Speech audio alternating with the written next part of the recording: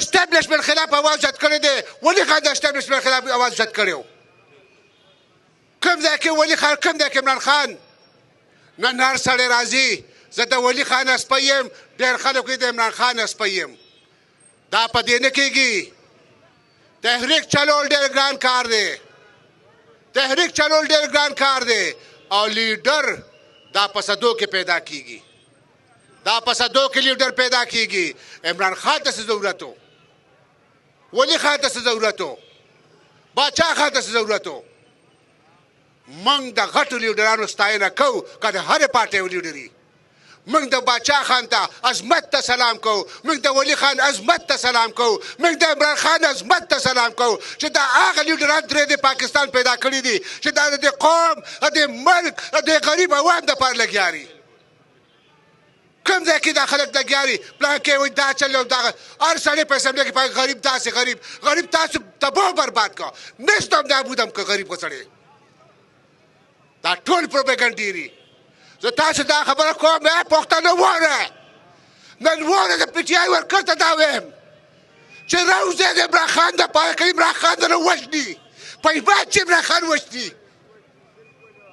دا غلطه خبره ده.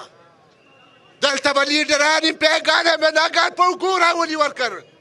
خو هغه شی نشته تر کوم تاسو وایې چې تاسو به وایئ چې دا به ام ان ای ام پي به مال عمران خان راوباسي. نه، عمران خان او ام پی ای، عمران خان چې دا به ورکر راوباسي، دا به موږ ورکران راوباسو، دا به غریبانان راوباسي، دا به دا کمزورې طبقه راوباسي. نو زه تاسو دا خواست کوم چې روزه په 13 تاریخ د جمعې په ورځ 2 بجې به انشاءالله یو غټ عظیم الشان ورکر کنونشن کوو چې هغې کې به خالص مخلص د عمران خان اسپیان به وي. نن موږ چا تکلیف نه ورکوو، روډونه بلاک دي، ماښام یې دوا به کوو او د هغې نه پس به خوره جرګه به وي. او ټول ته په مینت دا وایم چې په دې تحریک کې شامل شه دی چې د ورکر تحریک شروع کړو. دا به یو نوی شان بغیر لیډره، بغیر قیادته دا تحریک شروع کېږي. والله بیا کامیابوي ځکه دا د غریب اواز دی. دا به دې خور نه شروع کېږي، دا شنغر دې چارته دې خورې نه. کوم تحریک چې باچا خان د انګریز خلاف شروع کړی نن دا بیا د عمران خان دپاره به تحریک دا د 400 دا ورکر دا غریب طبقه دا به شروع